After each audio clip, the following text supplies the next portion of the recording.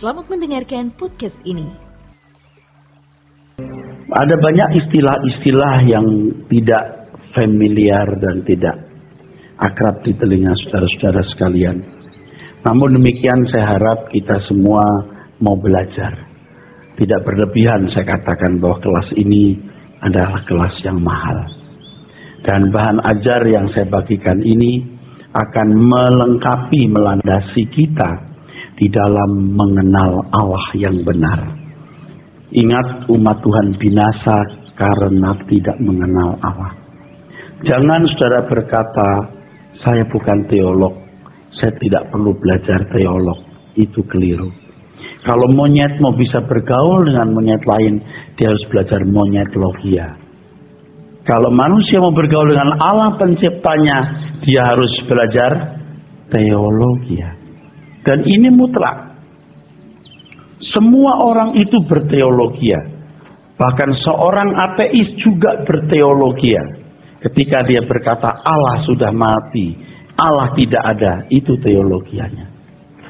Kalau seseorang berkata Tuhan menolong saya, Tuhan menjamah saya, bla bla, itu teologi. Teologi dalam tataran tertentu. Nah, kita mulai dengan doktrin Allah bagian pertama yang saya beri judul mengakui keberadaan Allah. Kita akan mengikuti sesi yang panjang. Setelah doktrin Allah dalam banyak sesi, kita masuk sesi doktrin kristologi. Siapa Kristus? Pada waktu di dunia dia mengosongkan diri, apa artinya mengosongkan diri? Apakah dia manusia? Lalu bagaimana keilahiannya? Pada waktu dia di dunia, siapa yang ada di surga? Lalu kita juga belajar mengenai Roh Kudus. Belajar mengenai Tritunggal dan lain sebagainya. Kelas ini mahal. Dan saya berharap bahwa apa yang masuk direkam akan juga menjadi berkat bagi banyak orang, saudaraku. Nah, saudara adalah orang pertama ya yang mendengar pengajaran ini dalam rangka pendalaman Alkitab ya. Pertanyaan yang terus digemakan oleh manusia baik yang mencari Allah maupun yang tidak mempercayainya adalah bagaimana manusia tahu bahwa Allah itu ada?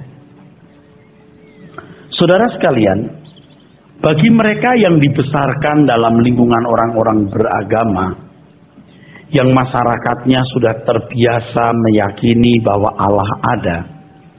Pertanyaan bagaimana manusia tahu bahwa Allah itu ada? Itu pertanyaan yang dianggap konyol. Pertanyaan yang akan diabaikan. Pertanyaan yang tidak perlu dipersoalkan. Pertanyaan yang tidak bermutu dan tidak perlu diperkarakan. Sebab kalau seseorang ada dalam lingkungan masyarakat yang religius, mereka sudah sangat yakin kalau Allah itu ada. Nurani mereka telah tergores sangat dalam untuk meyakini bahwa Allah itu ada. Belum lagi saudara, ada pengalaman-pengalaman adikodrati, pengalaman-pengalaman spektakuler yang tentu mereka asumsikan sebagai tindakan dari Allah yang mereka percayai. Maka mereka sangat yakin bahwa Allah sungguh-sungguh realitas yang tidak terbantahkan. Misalnya kecelakaan, lalu bisa lolos dari kecelakaan. Mereka mengasumsikan itu pekerjaan Allahnya. Bahkan untuk pembelaan terhadap apa yang diyakini, kalau mereka mengalami satu hal yang buruk, mereka berkata, ini kehendak Tuhan, ini takdir. Tetapi kalau mendapatkan berkat, mereka berkata, ini pekerjaan Allah, Allah itu baik. Mereka juga tidak mau melukai hati yang mereka percayai sebagai Allah itu. Dan banyak lagi saudaraku, hal-hal yang spektakuler yang bisa terjadi. Mengusir setan gitu ya, oleh tokoh-tokoh agamanya. Dan itu mereka asumsikan sebagai satu perbuatan dari Allah yang menyertai mereka. Jadi bagi mereka Allah adalah pribadi yang eksis, bukan suatu kesulitan untuk meyakininya. Sebab keyakinan itu sudah menyatu, saudaraku, dalam kehidupan mereka, mengalir dalam darah dan syarat-syarat jiwanya, mengakar sangat kuat, hampir mustahil membuat mereka tidak beragama. Di negara yang memiliki sila ketuhanan yang maha esa seperti Indonesia, masyarakat terkondisi mempercayai bahwa Allah itu ada. Suasana masyarakat religius itu kondusif, sangat kondusif membangun keyakinan akan keberadaan Allah. Tentu keyakinan yang saya maksud di sini adalah pengaminan akali, persetujuan pikiran. Sebab dari kecil sudah diajar mengenai satu Allah. Allah itu begini, Allah itu begitu, saudara. Secara akal mereka menerima saja, setuju saja. Mereka menerima keyakinan yang diwariskan oleh orang tua mereka tanpa bantahan sama sekali. Bahkan tidak ada usaha untuk mempersoalkan, mempertanyakan, dan mengkritisi keyakinan yang sudah ada. Walaupun saudara, keyakinan itu tidak logik, bertentangan dengan nalar, tetapi begitu kuatnya apa yang diwariskan oleh orang tua berkenaan dengan Allah yang diakui sebagai maha kudus, maha tinggi, maha mulia, maha terhormat, maka mereka menerima saja. Jadi acceptable-nya itu tinggi. Nah, disadari atau tidak disadari, kondisi ini, saudaraku sekalian, kondisi untuk mempercayai bahwa Allah ada tanpa nalar yang optimal untuk menganalisanya, itu bergulir begitu rupa. Dan sebenarnya ini sebuah intimidasi yang sangat kuat, tetapi terselubung. Dianggap sah. Keyakinan seperti ini diturunkan dari satu generasi ke generasi lain secara otomatis. Dan di masyarakat yang mempercayai Allah itu ada, berani mengaku, berani berikrar Allah tidak ada, aib, saudaraku. Tetapi sayangnya, masyarakat seperti ini sering hanya memandang Allah sekedar sebagai simbol keagungan. Simbol keagungan orang bermoral atau orang beragama, tanpa memahami keyakinannya dengan baik, serta mengamalkan ajarannya secara konsisten. Kalau dengan kacamata jujur, inilah analisanya, saudara. Dengan pengaminan akali, dengan persetujuan pikiran mengenai Allah yang mereka telah miliki, mereka merasa sudah bersikap pantas, sudah bersikap benar terhadap Allah. Mereka merasa sudah bertuhan, mereka merasa sudah menghormati Allah. Tetapi ironisnya, saudara, fakta menunjukkan bahwa moral masyarakat seperti ini ternyata tidak mutlak lebih baik dari masyarakat yang tidak mempercayai bahwa Allah itu ada. Ngerti maksud saya, saudara? Dan itu fakta. Lihat negara-negara yang katanya mempercayai Allah itu ada, moralnya tidak lebih baik dari masyarakat. Pasti orang beragama lebih baik, tidak mutlak. Memang ada kecenderungan kalau masyarakat masih mempercayai Allah, itu ada semacam kekang. Karena pasti punya hukum, dan hukum agama rata-rata baik. Pasti masih ada kekang, masih ada tuntunan, ada koridor, masih, tetapi tidak mutlak.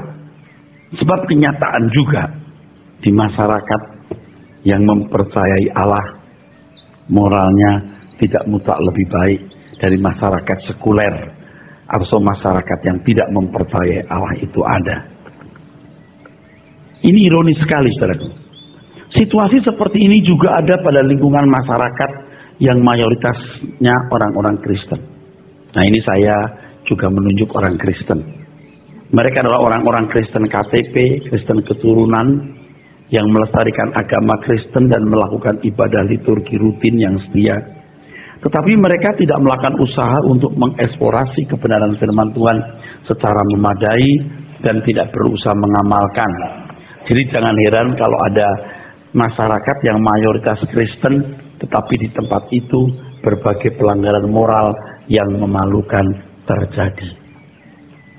Nanti kita akan memetik pelajaran dari kondisi ini, saudara, bahwa agama yang diwariskan cenderung membuat orang tidak serius mengeksplorasi agama itu.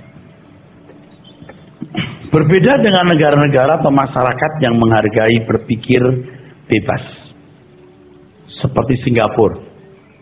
Mereka bangga bisa berkata, I am free thinker, berani. Seorang ateis bisa bangga dengan sudut pandang berpikirnya mengenai Tuhan, bahwa ia tidak percaya bahwa Allah itu ada. Saya pernah ketemu dengan orang Eropa. Jadi saya tanya, you are Kristen? Apa? Kristen. Untuk apa? Mereka terang-terangan menyatakan tidak membutuhkan Tuhan, tidak membutuhkan agama apapun. Mereka juga bangga mengaku sebagai pemikir bebas. Dan biasanya orang-orang seperti ini bisa melontarkan kecaman terhadap orang-orang beragama, bahkan kepada Tuhan sendiri yang dianggap fantasi atau isapan jempol. Hal ini biasanya terjadi di negara-negara yang mengkampanyekan untuk menjunjung tinggi hak asasi manusia, termasuk hak berpikir bebas. Dan yang mengerikan apa yang terjadi, Allah diam. Karena Allah diam, mereka pikir benar Allah sudah mati. Menurut kelompok orang-orang ini, tidak mempercayai bahwa Allah ada adalah bagian dari kebebasan asasi. Mereka memandang bahwa negara pun tidak berhak memaksa mereka untuk beragama dan bertuhan. Bagi mereka Allah adalah personifikasi ide abstrak semata-mata. Sah-sah saja untuk menolak secara mutlak keberadaan Allah. Mereka tidak merasa perlu beragama, bahkan tidak sedikit di antara mereka yang menganggap agama memancarkan pengaruh negatif dalam kehidupan manusia. Tidak sedikit di antara mereka yang secara provokatif mengikrarkan diri sebagai tidak beragama dan tidak bertuhan. Hal mana sukar terjadi di Indonesia, di mana masyarakat memiliki sila ketuhanan. Dewasa ini semakin banyak pemikir-pemikir dan kaum intelektual yang menganut paham nihilistis, saudaraku.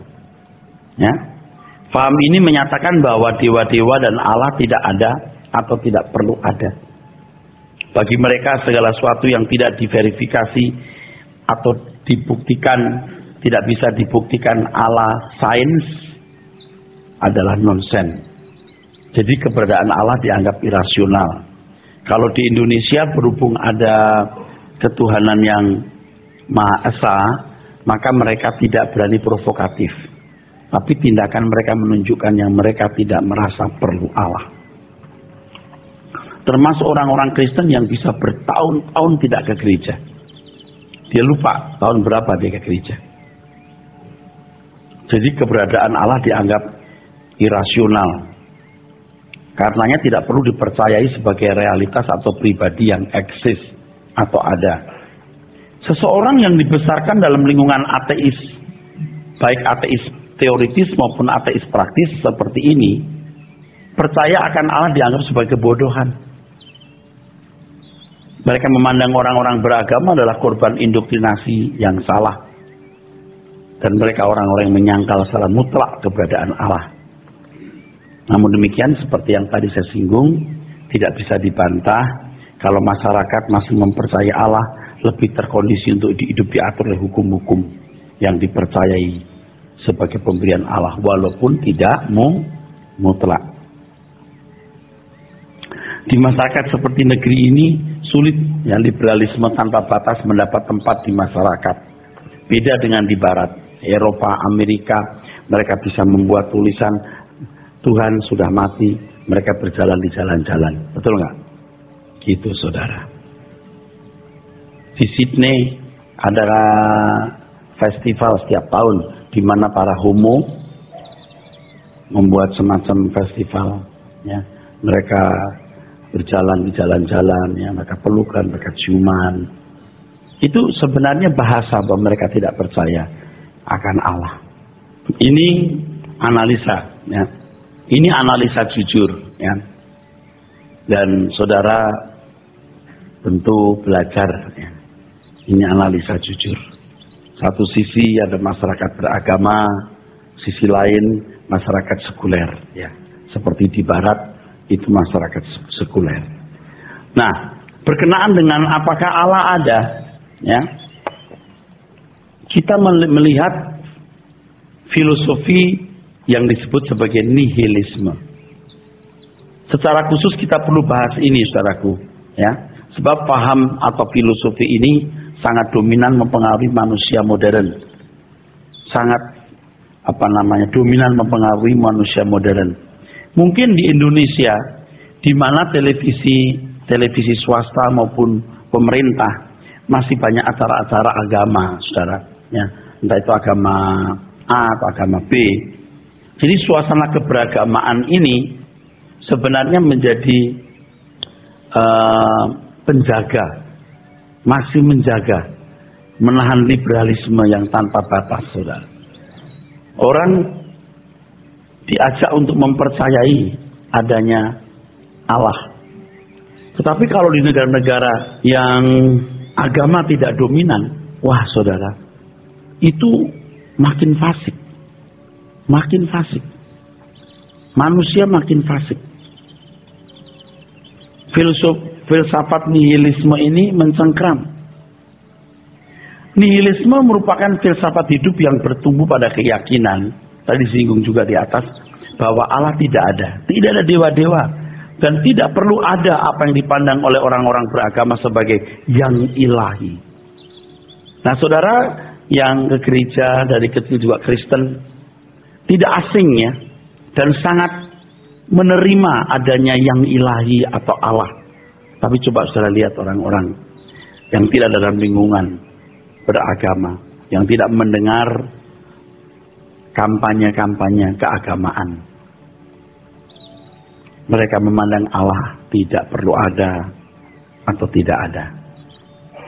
Bagi filosofi ini, ya, mereka berpendirian tidak ada yang lain dalam kenyataan hidup ini kecuali manusia, aku. Kata nihilisme berasal dari kata nihil dan isme. Nihil berasal dari kata dalam bahasa Latin yang berarti tak suatu pun, tiada apa-apapun. Sedangkan isme berarti aliran, pandangan, keyakinan, dan paham. Jadi nihilisme adalah paham atau ajaran atau keyakinan yang tidak mempercayai adanya Tuhan. Menurut Rasul Petrus, saudaraku, pada akhir zaman akan muncul pengecek-pengecek seperti ini. 2 Petrus pasal 3, mari kita baca. 2 Petrus pasal 3, saudara. 2 Petrus pasal 3 ayat 1. ayat yang pertama, Ya. Saudara-saudara yang kekasih, ini sudah surat yang kedua yang kutulis kepadamu. Di dalam kedua surat itu aku berusaha menghidupkan pengertian yang murni oleh peringatan-peringatan, supaya kamu mengingat akan perkataan yang dahulu telah kuucapkan oleh nabi-nabi kudus, dan mengingat akan perintah Tuhan dan juru selamat yang telah disampaikan oleh rasul-rasulmu kepadamu. Yang terutama harus kamu ketahui ialah bahwa pada hari-hari zaman akhir akan tampil pengejek-pengejek dengan ejekan-ejekannya, yaitu orang-orang yang hidup menurut hawa nafsunya. Kata mereka, di manakah janji tentang kedatangannya itu? Sebab sejak bapak-bapak leluhur kita meninggal, segala sesuatu tetap seperti semula pada waktu dunia diciptakan. Mereka sengaja tidak mau tahu bahwa oleh firman Allah langit telah ada sejak dahulu, dan juga bumi yang berasal dari air dan oleh air. Oke, cukup. Teruskan Pak pembacaannya.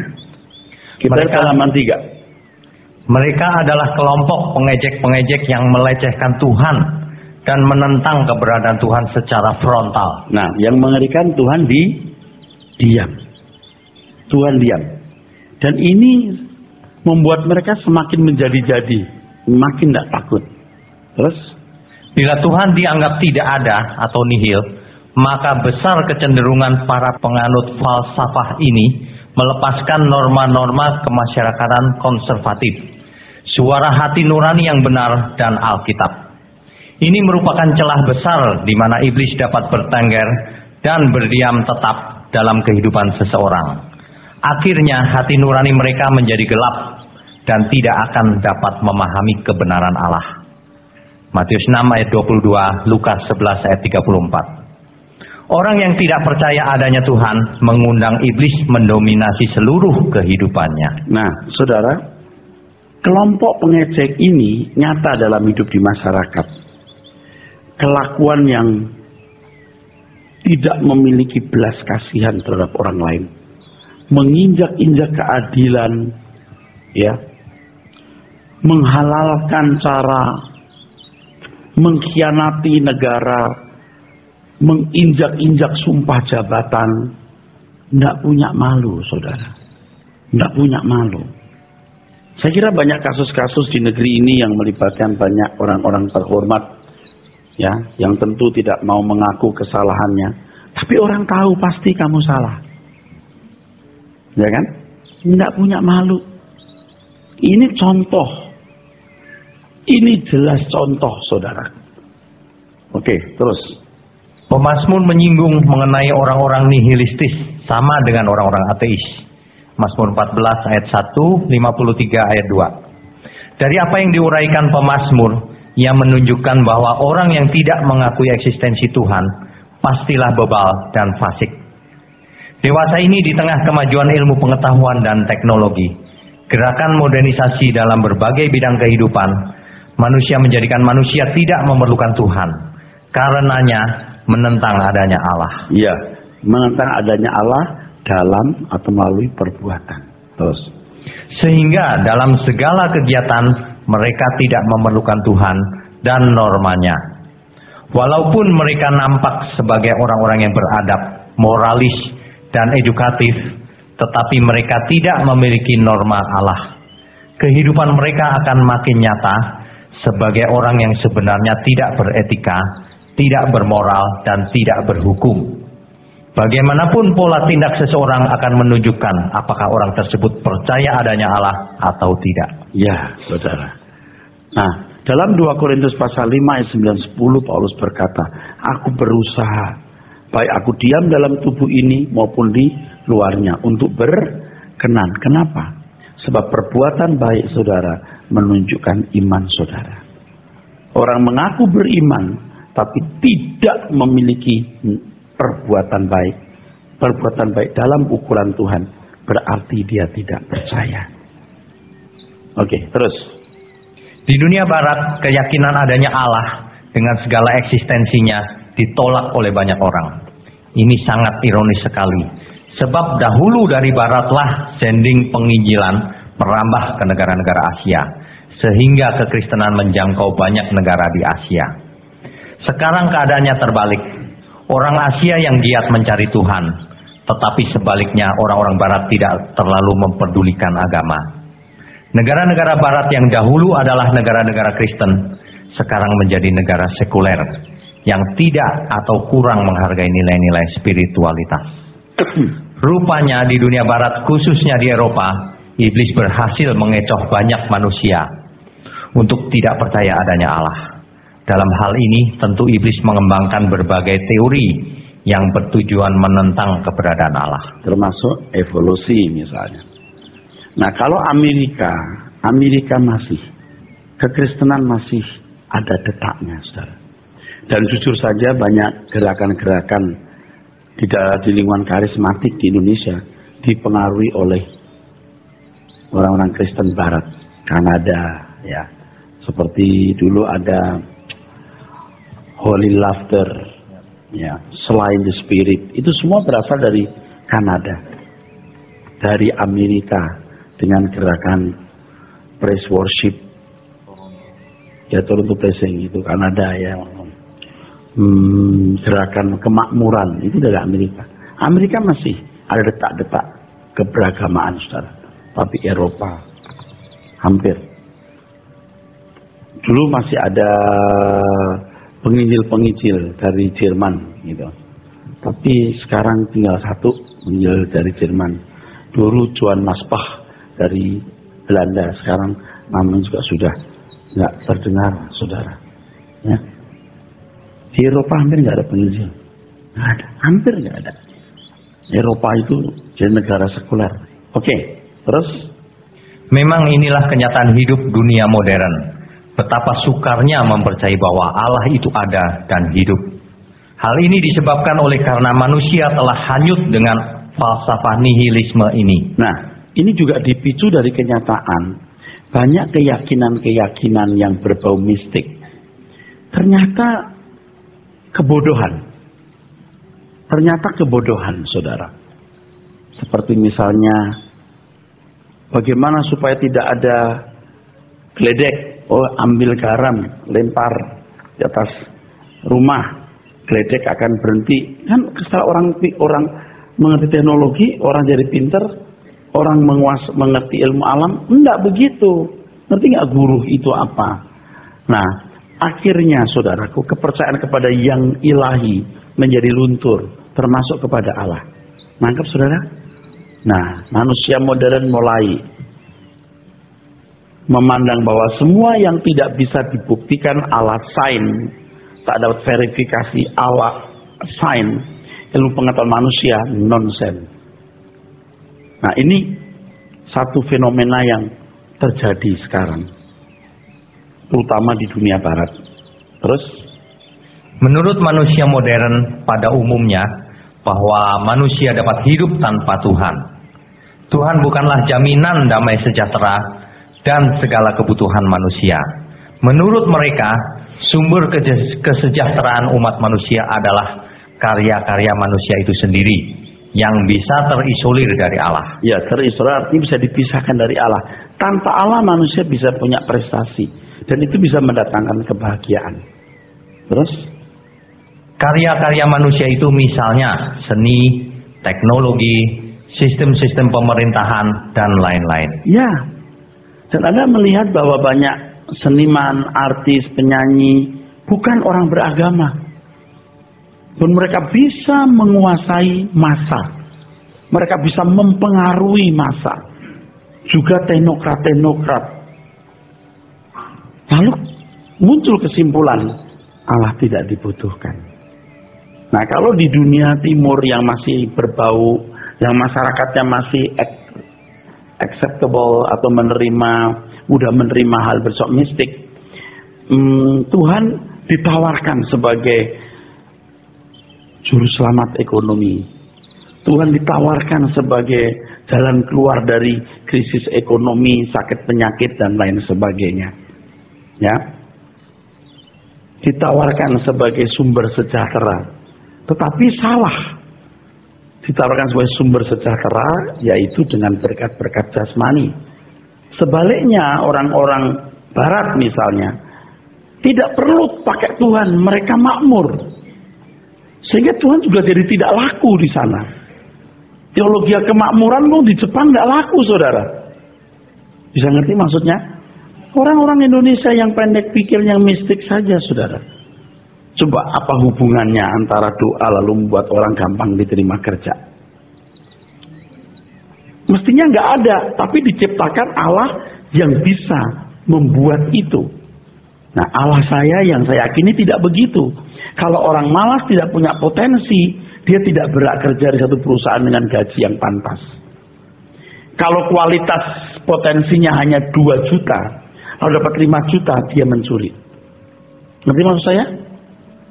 Kualitas diri, kalau dia bekerja pantas mendapat gaji 2 juta, lalu di pekerjaan dapat jabatan bagus gaji 10 juta, jahat sekali dia. Nah, kan maksudnya Allah saya tidak begitu. Tapi ada orang yang menawarkan Allah seperti ini. Ini ditertawakan, saudaraku, oleh orang-orang ateis. Ateis teoritis maupun ateis praktis. Nanti kita akan lihat apa itu maksudnya. Anda masih bersama saya? Makanya kita harus cerdas-cerdas. Nah, apa yang kita pelajari di suara kebenaran ini, saudaraku, membuat kita kokoh berdiri menghadapi orang-orang ateis. Aku bekerja keras. Aku mengandalkan kekuatanku juga dalam rangka tanggung jawab untuk mengembangkannya. Tapi di atas semuanya, aku membutuhkan Tuhan yang merubah watakku. Sebab dunia ini produk gagal. Saya akan mendiami langit baru bumi baru. Nah, di sini baru kita boleh gambling, dianggap dia gitu. Oke, dianggap gambling. Kalau sama-sama mati, kita akan buktikan apakah ada kehidupan di balik atau beyond the grave, di balik kubur. Nah, bersyukur saudara terus diinfus dengan kebenaran, kebenaran yang murni seperti ini. Kalau kita bekerja keras, seakan-akan Tuhan tidak membantu kita.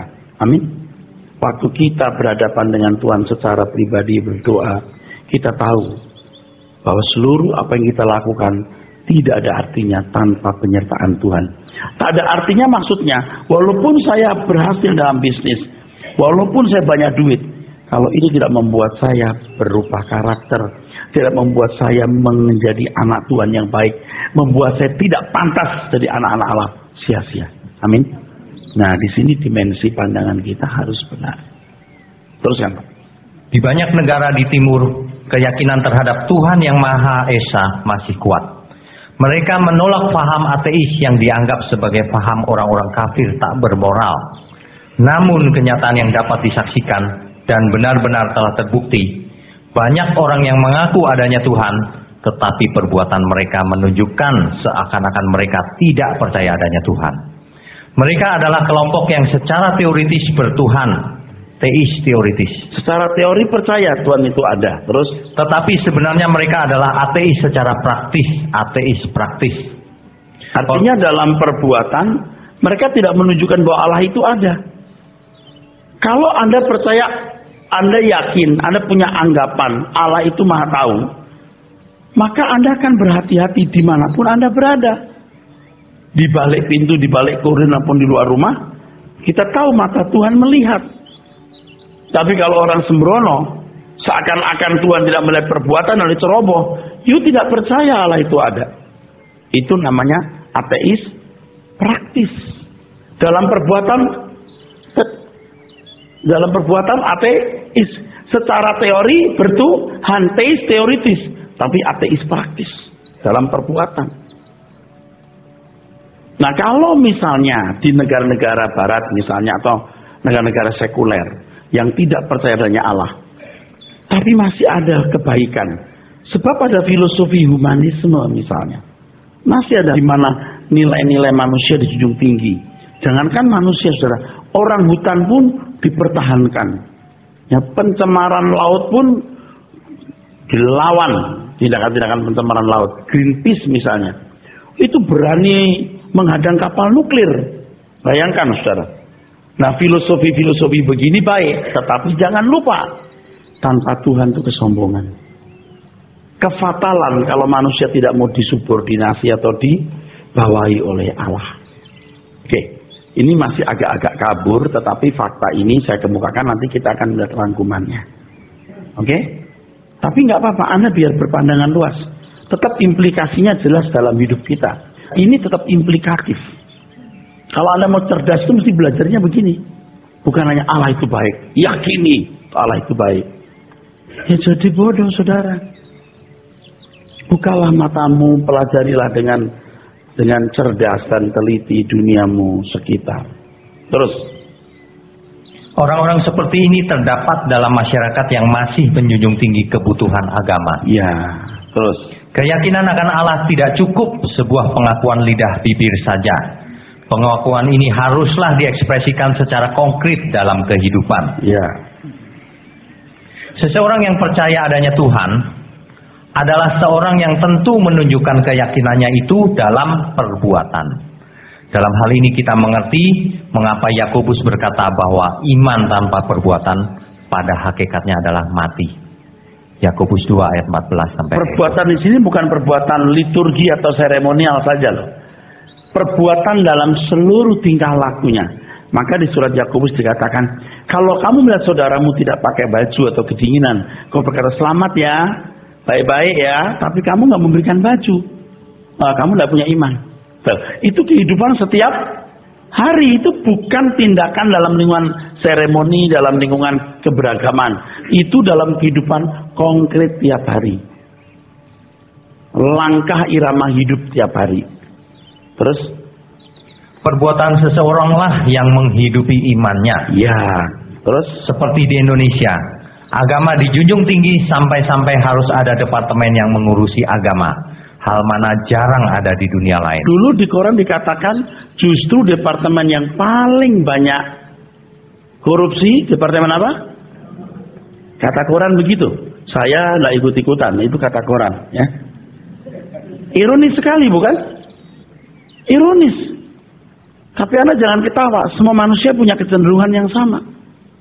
Anda pun dan saya pun punya kecenderungan yang sama. Bisa beragama tapi tidak bertuhan. Secara teis, secara teori bertuhan, secara tindakan tidak. Iman kita itu kita hidupi dalam perbuatan. Jadi saya harap Anda bukan hanya belajar yang namanya teologi ini. Ini udah masuk ranah teologi, nanti ke belakang Anda kan lebih agak dikit rumit, tetapi Anda akan jadi cerdas.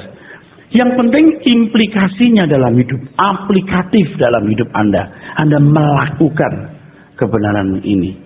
Anda bukan hanya sebagai pendengar, pelajar, tapi juga pelaku. Ya, terus. Tetapi fakta yang ada, betapa banyak praktek kejahatan di negeri ini yang dilakukan di semua kalangan masyarakat. Dari anggota masyarakat kelas bawah sampai pejabat tinggi negara yang terhormat. Ketidakadilan dan perampasan hak-hak kehidupan manusia lain terjadi begitu marak dan mudah. Dan masif, dan meluas, dan besar. Ada departemen agama.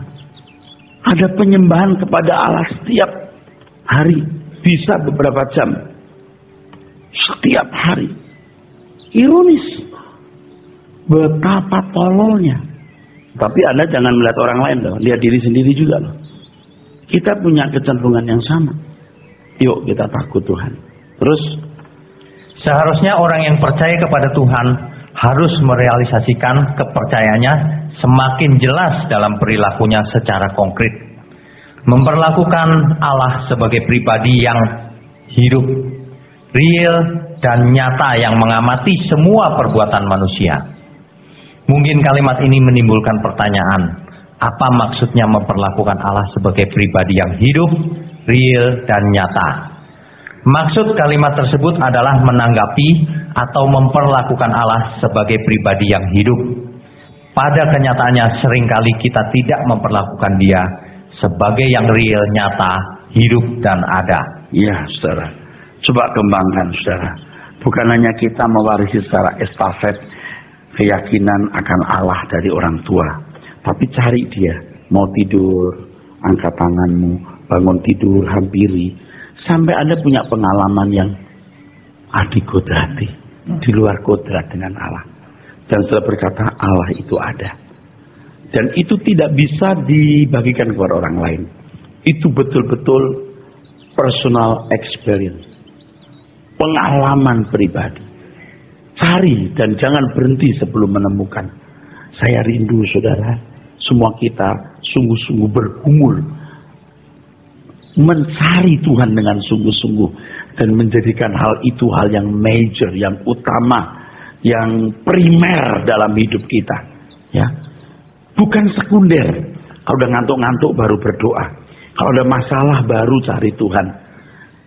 Lagi kosong ya iseng-iseng ke gereja. Itu Tuhan saudara jadikan sebagai kebutuhan sekunder. Kadang-kadang Tuhan seperti ban serep mobil yang dibiarkan diam di bagasi. Ketika ban pecah bocor, ya, dulu kan belum ada tubles ya, baru sibuk nyari, ternyata ban serepnya juga bocor. Fakta begitu. Seperti ban serep. Ada orang-orang seperti ini banyak. Kalau ada masalah baru, Yesus, Yesus, dengar doaku.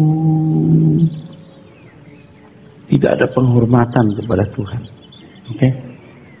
Saudara cari Tuhan. Seperti saudara datang ke pedalaman Alkitab.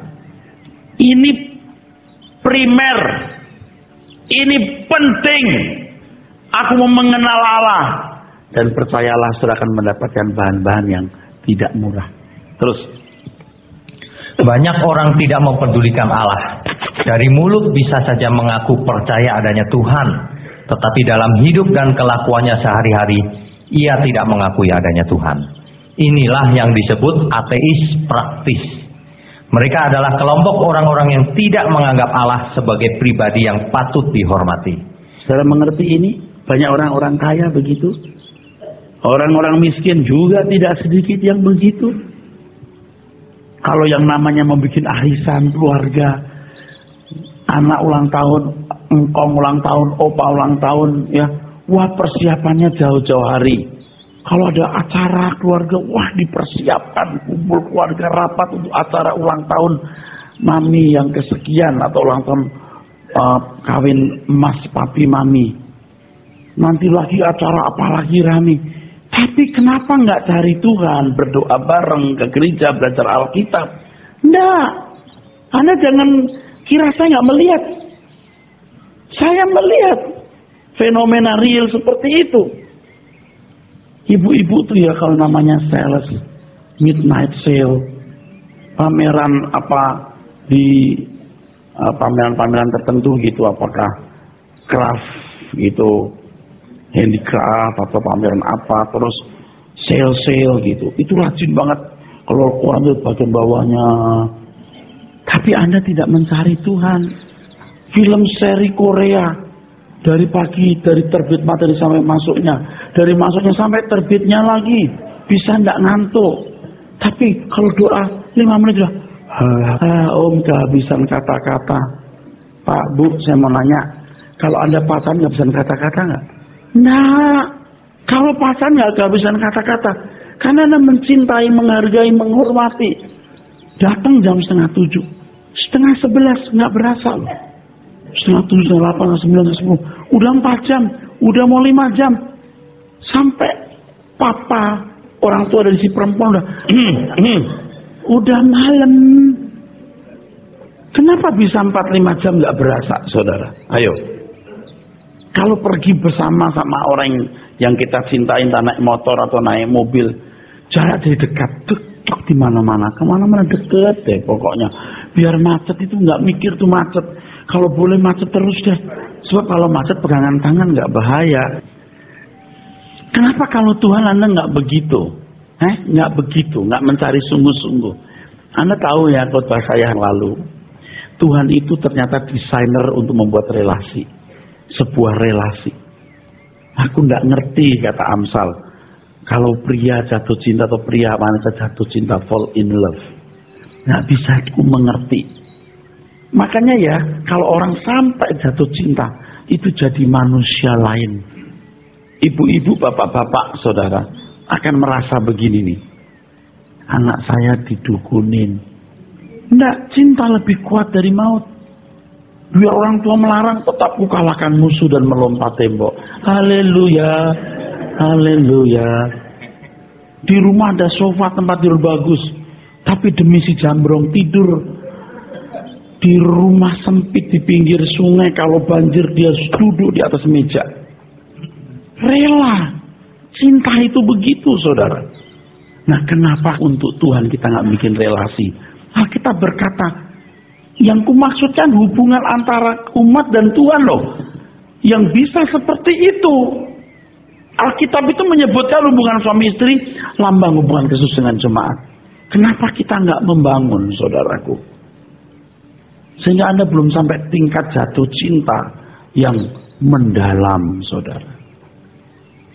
Nanti gejala-gejala simptomnya adalah dia akan melayani Tuhan tanpa batas. Yang kedua, rindu bertemu. Dan rata-rata Anda belum sampai taraf rindu bertemu. Belum. Ya. Tapi saya harap nanti kita semua akan bertumbuh ke arah sana.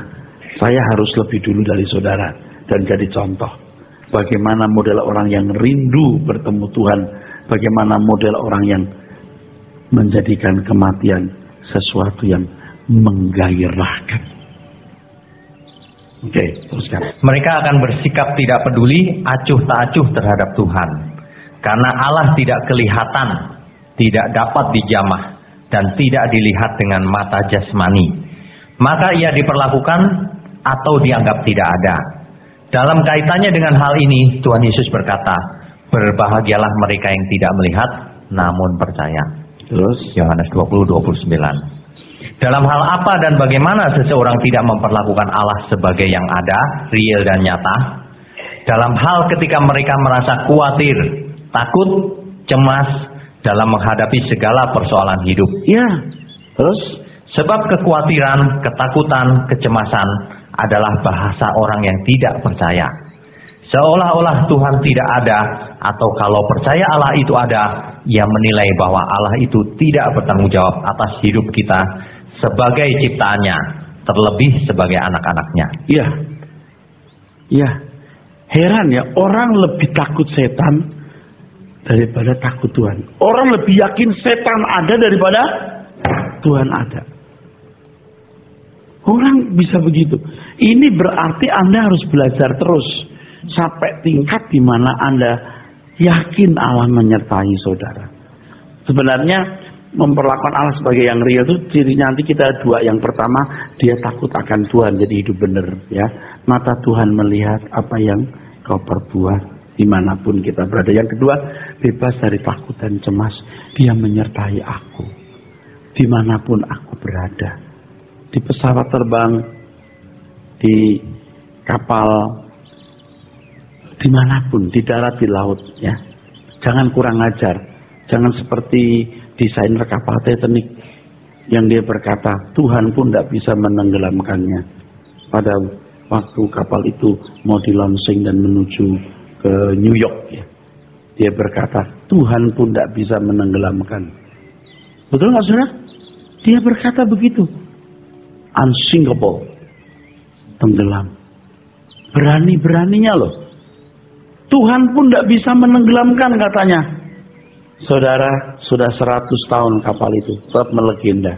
Dan kisah-kisah sekitar itu tetap up to date. Begitu hangat. Sudah 100 tahun lalu, saudara. Yang menarik itu tadi. Tuhan pun tidak bisa menenggelamkan kapal ini. Kurang ajar loh. Baru lawan es, belum lawan batu karang. Betul nggak? Lawan air yang membeku maksudnya. Lambungnya bocor, nggak lebih 3 jam ya, 2 jam ya, habis. Nah, kalau saudara dengar begini, ini bukan saya cuma mau jual abad, jual ngomong. Saya mau kita rendah hati sama Tuhan. Amin. Jangan sok. Nasihat ini nggak bisa dibayar pakai duit, saudara. Nasihat ini nggak bisa dibayar pakai duit. Hargailah. Yang tidak menghargai, itu siapa? Nggak menghargai perkataan Tuhan. Saya takut loh ngadapin kekekalan. Saya mengajak Anda juga takut loh. Ayo, kekekalan itu mengerikan. Jangan main-main. Jangan mati sebelum jadi kekasih Tuhan. Bangun hubungan dengan Tuhan dan alami. Dia ada. Dia real. Alami, saudara. Ya, terus.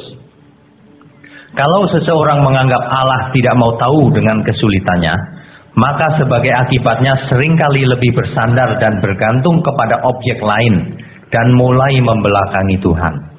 Membelakangi Tuhan dengan cara dalam menghadapi dan menyelesaikan persoalan, tidak melibatkan Tuhan di dalamnya. Ya, Anda punya masalah, angkat tangan Tuhan. Perusahaanku ini punya masalah. Oh, yuk kerja keras, tapi tetap dibawa ke tangan Tuhan. Saudara, yuk mulai beri waktu untuk ketemu Tuhan, mempersoalkan masalah-masalah hidup saudara. Terus, dalam hal ini kita harus percaya bahwa kuasa Tuhan tetap nyata dan tidak terbatas. Tidak ada perkara yang mustahil baginya. Ia adalah Allah yang tidak berubah dahulu, sekarang, sampai selama-lamanya. Saudara, saya punya pengalaman yang saya nggak bisa bicarakan, tapi tetap saya mau ucapkan. Ketika saya dalam satu kondisi berat, punya masalah yang berat yang nggak bisa dipecahkan, lalu saya membawanya kepada Tuhan. Saya menemukan satu titik kekuatan, semacam titik saya ketemu satu titik di mana saya berkata, bagimu tiada yang mustahil, Bapakku. Lalu, yes, hati saya, yes, sejahtera luar biasa. Nah, menemukan titik itu loh, perlu, saudara. Anda ngerti maksud saya? Tuhan, ini berat. Aku tidak punya daya menyelesaikan masalah seberat ini. Tuhan, aku minta tolong Tuhan. Terus Tuhan, Bapak, aku mohon maaf kalau keputusanku kemarin salah atau tindakanku keliru sehingga aku menghadapi masalah besar ini. Tolong Tuhan. Sampai titik di mana saya meyakini Allah itu hidup, baginya tidak mustahil. Dia Bapakku. Yes, langsung kayak sudah selesai itu masalah. Kayak sudah selesai. Nanti berapa hari dia lemah lagi, bawa lagi dan temukan titik itu. Anda tahu endingnya? Tuhan pasti tolong. Cuman Tuhan sering punya schedule, roster yang kita tidak boleh ganggu. Kalau kita dewasa, kita ikuti jadwalnya Tuhan, bukan jadwal kita. Tapi God will make a way. Amin. God will make a way. Itu pasti, saudara. Anda punya masalah seberat apapun hari ini. Aduh, lihat suami kayak begini. Aduh, lihat atasan seperti ini. Aduh, lihat mertua seperti ini. Tuhan, aku serahkan dalam tangan-Mu. Lihat istri seperti ini. Aku percayakan padamu. Tuhan, aku berlindung padamu. Tidak mungkin Tuhan tidak menolong. Makanya cirinya satu loh. Orang itu tidak boleh nggak mengasihi Tuhan. Itu aja. Kadang-kadang banjir dibiarkan terus naik gitu. Dari mata kaki naik terus sampai segini. Nggak mungkin lewat. Nggak mungkin. Makanya kalau baru semata kaki jangan terus lompat-lompat. Tolong. Itu baru semata kaki, Bu. Mau sudah sedada gini. Gerubuk-gerubuk. Tetap tenang Tuhan. Aku menantikan pertolongan-Mu. Kalau banjir, waduh kita endapan lalu. Wah, puji Tuhan. Ada kayu datang dipeluk buaya. Saudara, nantikan pertolongannya. Dia pasti akan menolong pada waktunya. Amin. Yang punya persoalan hari ini yang rasanya sudah tidak mungkin terpecahkan. Dia buka jalan saat tiada jalan. Saudara, yang saya ngomong tadi itu nggak main-main loh. Saya beberapa kali dalam sepanjang hidup saya ini mengalami masa-masa yang sulit, yang tidak ada jalan keluar dari mana-mana. Temukan titik itu, saudara. Temukan titik itu. Teruskan. Apa yang pernah Allah lakukan dalam sejarah dan sebagian ditulis oleh Alkitab juga dapat dan mau Allah kerjakan pada zaman kita di abad komputer ini. Ia tidak berubah. Ibrani 13 ayat 8. Dia adalah penguasa yang tidak kelihatan, yang menentukan segala sesuatu. Pemerintahan dan kuasanya tidak terbatas di bumi dan di surga. Matius 28 ayat 19 sampai 20. Segala kuasa di surga dan di bumi ada dalam genggaman Tuhan kita Yesus Kristus. Dalam hal ini kita patut meneladani iman perwira di Kapernaum yang mempercayai kuasa Tuhan Yesus. Matius 8 ayat 5 sampai 13. Dia adalah Allah yang hidup, nyata, real, dan ada. Hendaknya kita selalu melibatkan Tuhan dalam segala pergumulan hidup. Senantiasa mengandalkan Dia, sehingga kita akan membuktikan bahwa Tuhan menyatakan kemuliaannya. Andalkan. Nantikan Tuhan. Nantikan Tuhan, saudara. Andalkan Tuhan. Nantikan Tuhan.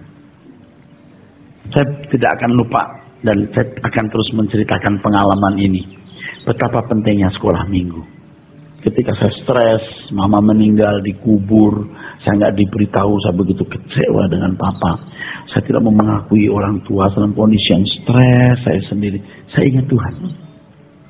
Saya datang ke ruangan di mana sekolah minggu, di ruangan sekolah, di situ juga untuk sekolah minggu. Kan dulu ada sekolah Kristen yang dipakai sekolah minggu. Saya masuk ruangan itu. Saya berkata begini, temanilah aku Tuhan, karena jalanku sepi. Dan hari ini saya membuktikan bahwa Dia melindungi hidup saya. Dia bisa terbukti, saudara. Percaya deh, saya sudah mengalami beberapa masalah-masalah berat. Dia hidup. Sulit untuk mengatakan Allah tidak ada. Dan kalau orang mengalami Tuhan sungguh-sungguh, Anda tahu nggak? Bukti yang benar. Dia akan membela Tuhan tanpa batas. Dia akan sangat mencintai Tuhan. Dia akan melayani Tuhan tanpa memikirkan upah. Jadi banyak orang yang, oh Tuhan baik kepada saya, memberkati. Tapi lu pelit. Lu gak mikir keselamatan jiwa-jiwa. Ngomong kosong kamu. Saya rindu Anda membuktikan Allah itu ada, saudaraku. Saya sudah katakan tadi, tidak bisa diungkapkan waktu Anda angkat tangan pagi hari atau malam hari. Allah Abraham, Ishak dan Yakub Bapa di surga. Haleluya Tuhan. Terpujilah Engkau. Itu ada tali yang nyambung yang tidak bisa dikatakan kepada orang lain. Tapi tetap orang yang ketemu Tuhan beda dengan orang yang tidak bertemu dengan Tuhan tiap hari. Very different. Nah sekarang saudara masih punya kesempatan untuk menemukan Tuhan. Kenapa tidak sungguh-sungguh? Alami Dia itu ada. Ini kalimat berikutnya. Kalau kita tidak belajar mengandalkan Tuhan, kita akan menjadi miskin dengan kesaksian. Tidak pernah melihat kemuliaan Tuhan dinyatakan. Padahal Allah adalah Allah yang real. Dia adalah sahabat yang dapat dan mau dimintai pertimbangannya. Terus, Ia adalah Bapa yang dapat dan mau mencukupi kebutuhan anak-anaknya, menghibur, menguatkan, menyembuhkan. Dia adalah pemelihara sempurna, juru selamat atas setiap pergumulan hidup ini. Oleh sebab itu harus ditegaskan bahwa hendaknya kita memperlakukan Dia sebagai Allah yang hidup, real, nyata, dan ada. nah, berapa berani bayar saudara duit untuk bisa bertemu dengan seorang gubernur dan mendapatkan bantuan atau kontribusi yang berarti? Ayo, berapa saudara berani bayar untuk bisa bertemu dengan seorang menteri, apalagi seorang presiden? Sedangkan Tuhan semesta alam lebih dari seorang gubernur, lebih dari seorang menteri, bahkan lebih tinggi dari semua presiden di dunia. Kenapa kita tidak mencari Dia? Secara teologi ya kita belajar, kita optimalkan logika kita untuk menganalisa Alkitab dengan pikiran dan nalar yang optimal digunakan. Tetapi miliki pengalaman yang mistisisme, pengalaman batiniah dengan Tuhan. Mulailah saudara dan buktikan bahwa Allah itu ada. Amin.